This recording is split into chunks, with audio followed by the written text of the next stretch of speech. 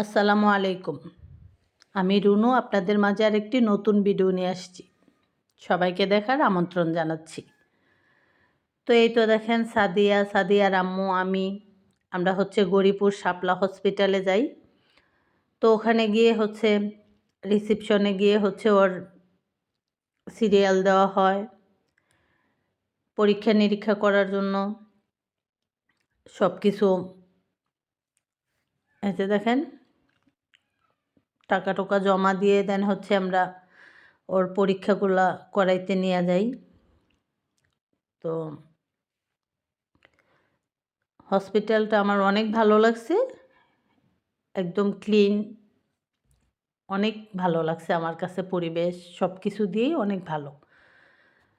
তো এই তো দেখেন ও সুখী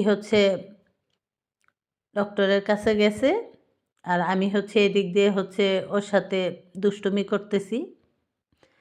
তো এই যে দেখেন সাদিয়া আর আমি তারপরে এদিক দিয়ে ওর এখানে ব্লাড দিতেছে, তারপরে আলটা করব, দেন ডাক্তার দেখাবো, তারপরে আমরা জানতে পারবো। তো এই তো এখানে আলটা করা শেষ।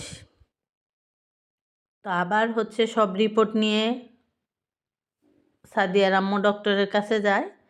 আমি বাহিরে অপেক্ষা করতেছি সাদিয়াকে নিয়ে।